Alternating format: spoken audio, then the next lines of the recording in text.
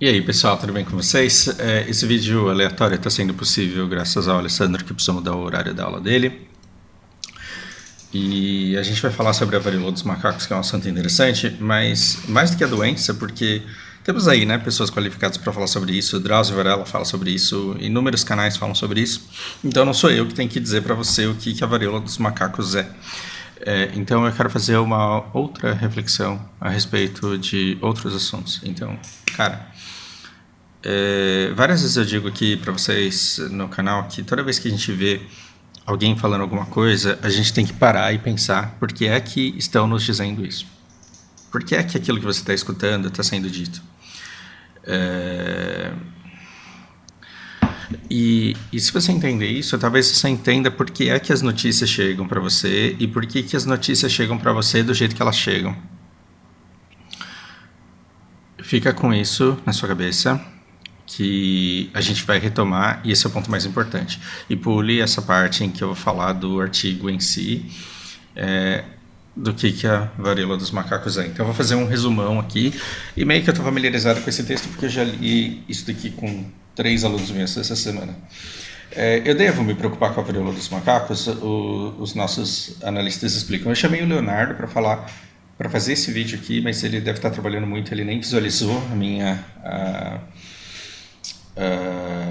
mensagem, e talvez ele apareça aqui. O Leonardo está fazendo história agora, e é uma pessoa com quem eu quero voltar a conversar aqui no canal. Preciso conversar isso com ele, ver como que está a vontade dele fazer isso. Então, nosso analista médico explica. Então vamos lá. Essa varíola dos macacos está se espalhando nos Estados Unidos e no mundo todo. Tem pelo menos 16 mil infecções no mundo inteiro, em 40 países. A Organização Mundial de Saúde falou que a treta é séria, que já tem mais de 3 mil casos nos Estados Unidos nos últimos 2 meses, desde que esse surto aí, ele foi identificado. A gente deveria estar com medo disso? Deveria estar todo mundo buscando uma vacina? Quem é o grupo de risco? Como que ela se espalha? Quais são os sintomas que a gente deveria observar? Para entender isso, a gente chamou um fodão bem da saúde. E aí, a gente tem que estar preocupado tanto quanto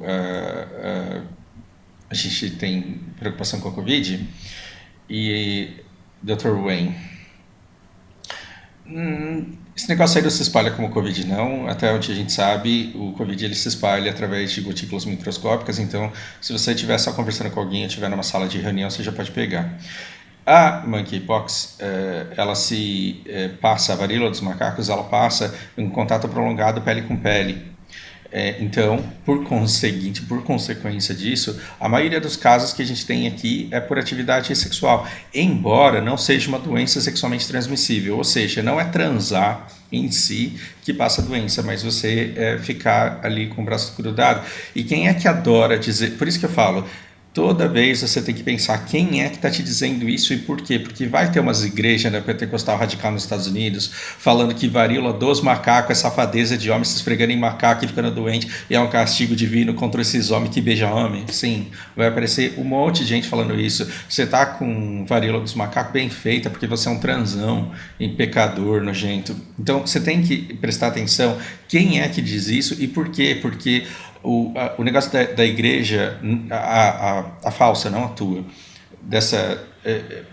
o negócio da igreja, ela não é ódio puro ao homossexual, ela é engajamento dos fiéis.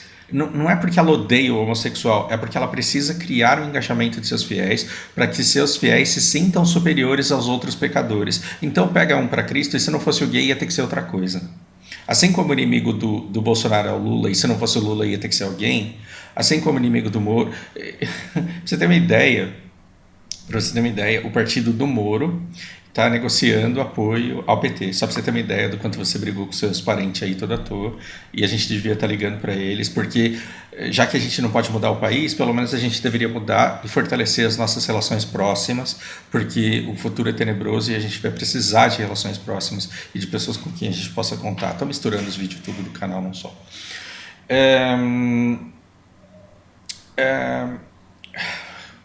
Consequentemente, você pode transar com alguém de roupa para não pegar essa doença, e aí você pega um busão e encosta o antebraço no antebraço da véia que está do seu lado porque o ônibus está lotado, e aí você pode pegar a varíola dos macacos, e depois que sair o diagnóstico você pode falar, meu Deus, transei com um macaco? Não, você ficou de braço encostado no braço da véia que estava doente.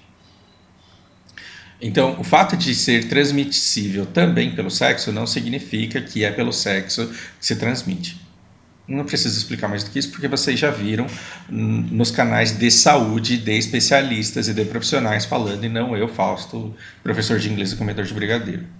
Então, esses indivíduos que têm essas lesões, eles podem deixar vírus também em roupa de cama, que pode ser usado por outras pessoas que vão acabar se contaminando. Se você esfrega a sua ferida com uma toalha e outra pessoa vai lá e pega essa toalha e passa no rosto, os dois fizeram cortes microscópicos que podem fazer o vírus que estava em um cair na corrente sanguínea do outro. E aí você passou a doença e ele transou. Aí, ó.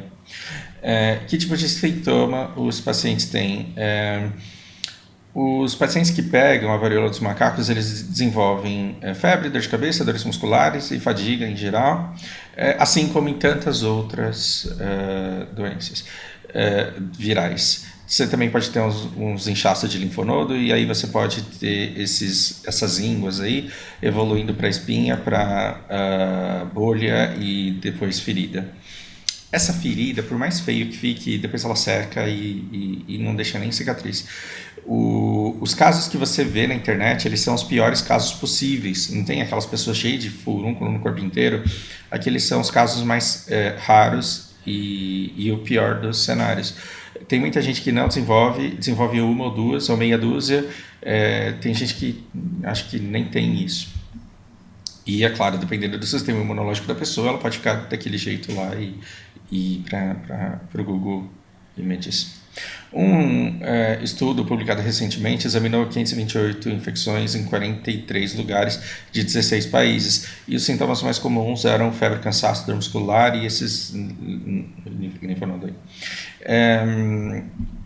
Alguns tiveram, quase todos eles tiveram bolhas e alguns tiveram lesões, tiveram só uma lesão, enquanto outras tiveram muito mais. Algumas pessoas apenas tiveram feridas dentro da boca e nas genitais.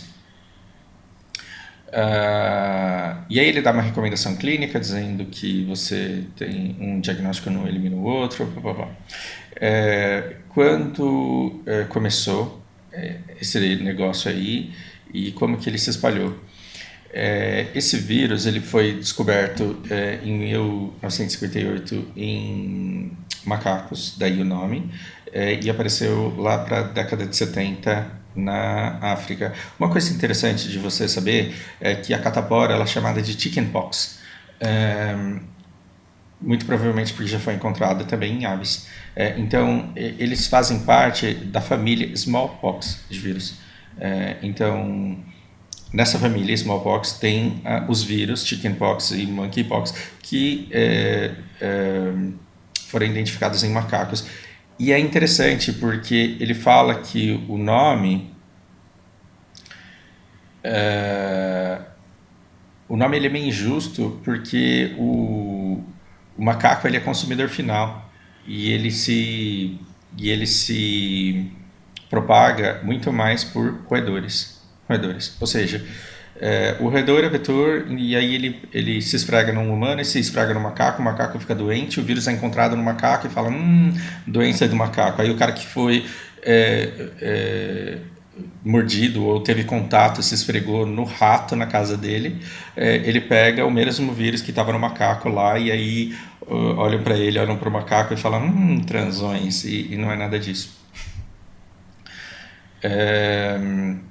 Esse vírus ele já esteve em 2003 devido à importação de ratos. Não é porque os Estados Unidos falou me vende rato aí. Não, comprou alguma coisa, veio um monte de rato dentro.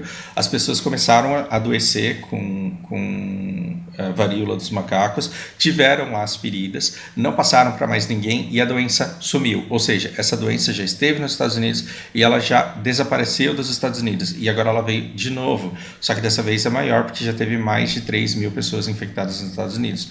Como é uma doença que se propaga com contato, as pessoas estão se preocupando no sentido de pensar, será que agora ela está se passando de algum outro jeito que não o de ficar se esfregando no outro?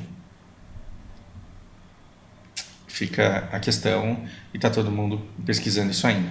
Aí você fala, meu Deus, mas 3 mil é muita gente. Sim, 3 mil é muita gente. Mas quantos brasileiros oficialmente pegaram Covid no Brasil? Tem 3 milhões. Foi só isso? Não, foi muito mais. Quando você pega 3 mil, é gente pra caramba. Dessas 3 mil pessoas, quantas estão com muitas feridas e não uma ou meia dúzia? Pouquíssimas. Quantas estão morrendo? Pouquíssimas. Significa que a gente não deve se preocupar? Não, a gente deve se preocupar e se informar, mas tem que ter um limite para isso. Você não pode perder o sono por causa disso. Quem são os indivíduos de grupo de risco? Ela está aparecendo predominantemente em gays bissexuais e homens que tiveram relações sexuais com outros homens. Isso daqui é um prato cheio para igrejas radicais e é por isso que elas se ocupam de falar que isso é um problema sério. Então você tem que se arrepender e tem que vir para o reino de Deus pagar o dízimo. E eu acho que isso deveria ser considerado crime. Você orienta as pessoas a tomarem cuidado, mas você não condena a existência de pessoas com a natureza que elas têm. 98% das pessoas com monkeypox, eles eram gays bissexuais, e a transmissão ela estava relacionada à atividade sexual em 95% dos casos. O que, para mim, faz sentido, porque geralmente você cai num grupo de pessoas que comumente têm vários parceiros, e não necessariamente pelo ato sexual, mas pelo toque, acabam transmitindo isso. E não tem absolutamente nada errado com o estilo de vida dessas pessoas. É que aumenta a probabilidade, dado que esse vírus está circulando neste momento da história. Então a vasta maioria eram homens e a idade estava ali por volta dos 36 anos. Esse é o grupo de risco, mas isso também pode passar para crianças, para grávidas, e inclusive pode interromper, você pode ter natimortos aí em decorrência disso. Alguém morreu dessa varíola dos macacos, a fatalidade está entre 3 e 6, Covid é por volta de 1, e ainda bem não teve nenhum caso nos Estados Unidos, mas é uma doença muito dolorosa que pode levar a doença severa e a morte. Pessoas particularmente vulneráveis são mulheres grávidas, crianças e pessoas com imunidade comprometida. Quantas pessoas deveriam se preocupar com isso?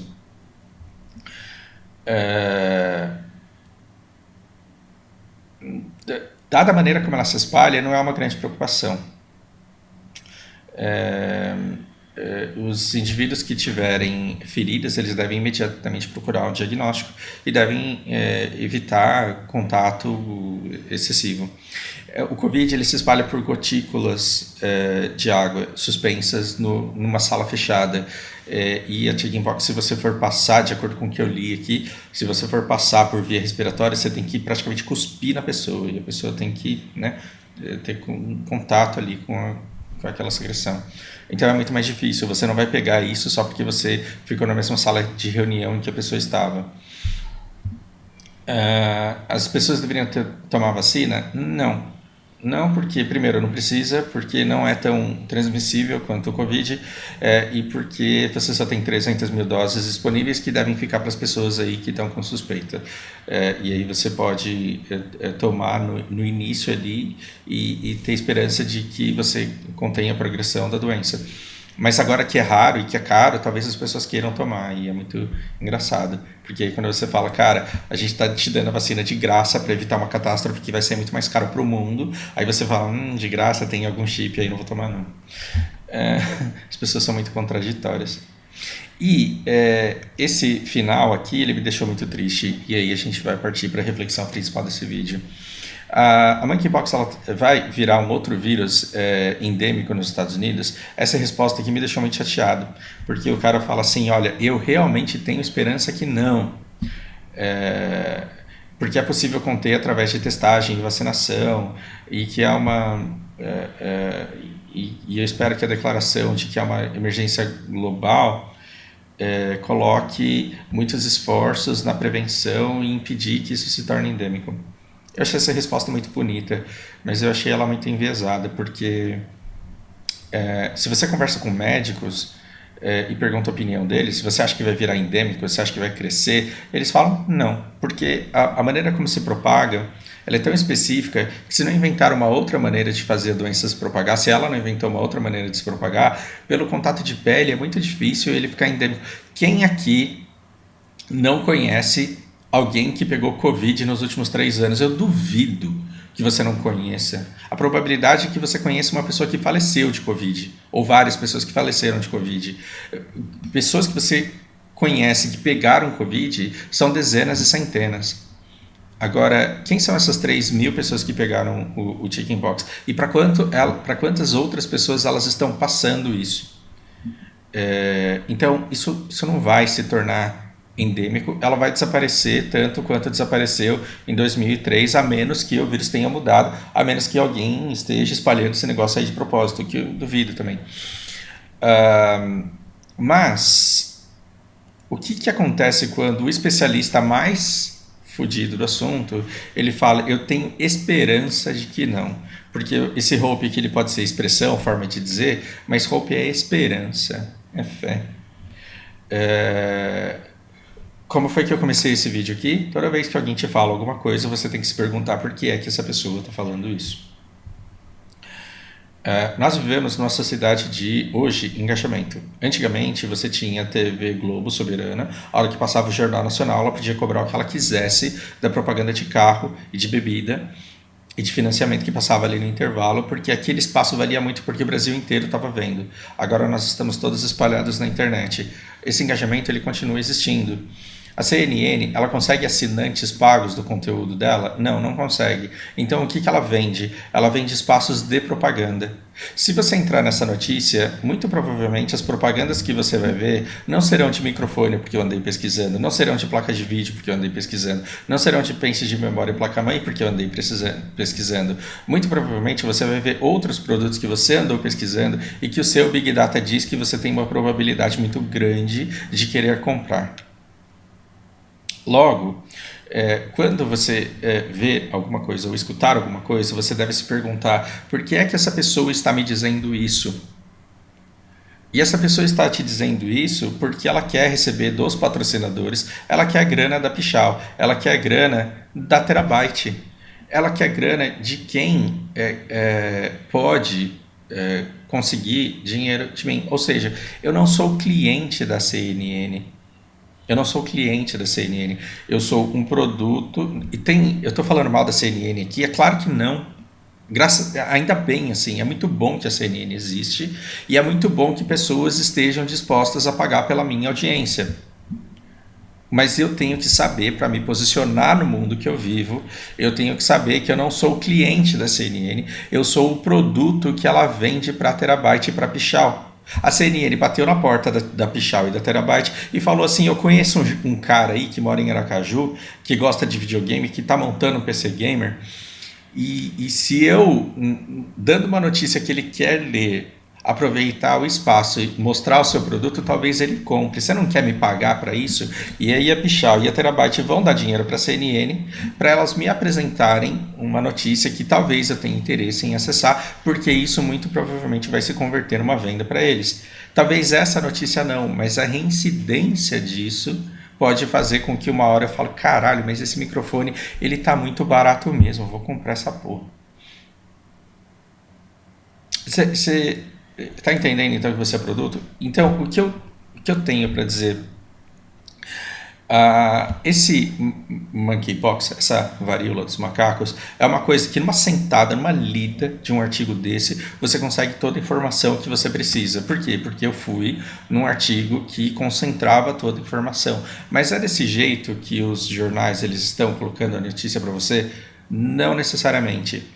Muito provavelmente você entra num jornal e fala assim, 3 novos casos foram diagnosticados de varíola dos macacos. Aí você escuta macaco e te dá gatilho, safadeza, tem os caras aí se roçando nos macacos tudo. Deve ser petista, deve ser votante do PSOL. E aí você fica curioso, vai lá, vê um monte de foto de ferida e fala, meu Deus, o bicho tá pegando, não sei o que é isso. E o jornal que poderia te tranquilizar com informação que te levaria a uma sensação de controle e de segurança, ele vai fazer o contrário, ele vai te dar informação que vai deixar você com medo, inseguro, incerto. Por quê? Porque no dia seguinte vai aparecer mais 5 pessoas que pegaram essa doença, e no dia seguinte vai ter mais 10 pessoas que pegaram essa doença, e no 20º dia vai ter a foto mais feia da pessoa mais doente. Para você ver o quanto você tem que ficar esperto com esse negócio aí. E aí você fala, caramba, eu tenho que ver esse negócio. E aí você ficou vendo foto de gente doente durante 2 meses e não parou durante 15 minutos para ver o que a doença era de verdade. Logo, a CNN ela quer te dar informação, sim, mas ela também quer no final da matéria que você veja que o cara que mais manja do assunto, ele está falando, tem esperança de que isso não aconteça. Por quê? Porque amanhã você vai ver uma notícia de chickenpox e você vai clicar também porque você quer atualizações da desgraça que está acontecendo no mundo e que está fora do controle, que o maior especialista do assunto não tem controle do que está acontecendo. Não que ele tenha, não que ele tenha, porque pode ser que essa doença esteja sendo passada por outros caminhos, sim. Mas isso não significa que a coisa esteja descontrolada e que o mundo esteja acabando com pessoas virando macaco. E é só isso? Não é só isso. É só a varíola dos macacos? Não, são todos os assuntos em geral. E o que te deixa com muito medo? O que te deixa muito exaltado, portanto muito engajado, portanto querendo implicar todas as notícias relacionadas. Política. Bolsonaro falou isso. Lula falou isso. Eu não sei quem falou isso. Eu não sei quem lá vai aprovar isso e aprovou isso. Quando a população conseguir se organizar, ela vai se organizar em torno de pautas e ela vai no grosso, no funcionamento do jogo, no pet notes do bagulho. Não vai ser numa experiência, num resultado que teve ali. Então, esse negócio de ficar acompanhando o que todo político faz todo dia, ele te dá uma sensação falsa de controle, porque te dá a sensação de que por saber daquilo você pode alterar o destino daquilo. Mas a mesma notícia que te diz o que está acontecendo, não diz como que você deve agir em relação àquilo. Ela só mostra, só joga na sua cara que você está completamente impotente. Então, quantas vezes você viu uma notícia do seu jornal mais confiável, do seu jornal favorito, dizendo assim, galera, vamos fazer uma única manifestação pedindo uma única coisa, que é o fim desses perdões fiscais aí para a igreja neopentecostal. Quando alguém te mobilizou a isso? Porque se todos fossem para a avenida pedir isso pontualmente, muito provavelmente a gente conseguiria essa pauta, mas não. Eles estão focando diferentes políticos através de diferentes grupos, de diferentes canais, para te deixar puto, com medo, inseguro, achando que tudo vai dar uma merda gigantesca e no fim da matéria só tem a esperança e você fica com essa raiva e você não é mobilizado com as outras pessoas ao seu redor a fazer absolutamente nada, porque você fica com a crença de que você é completamente incapaz disso. É errado que empresas queiram dinheiro, é errado que a CNN queira me vender para terabyte, não tem problema nenhum com isso. Mas se você não souber dessa dinâmica, você fica à mercê do lugar para onde as pessoas te levam. E se você tiver uma opinião, se você souber se posicionar no mundo e tiver um olhar mais crítico sobre as notícias que você consome, e esse olhar mais crítico você só consegue através de conversas com especialistas, leitura de livro, consumo de conteúdo específico que você vai buscar na internet. Sem isso você não consegue desenvolver esse olhar crítico que você precisa para se livrar desse ar de tensão, desse olhar nervoso de meu Deus, que medo do que está acontecendo com o mundo, que essas notícias tentam imprimir na sua cabeça. Espero que isso te leve a reflexões e que você consiga dormir um pouco mais tranquilo, ou se você for perder o sono, que você perca o sono pelas coisas que são realmente assustadoras e tenebrosas, e não com coisas que são mais tranquilas, mais leves. Enfim, espero que isso cause as suas próprias reflexões. Para isso, um grande abraço para vocês.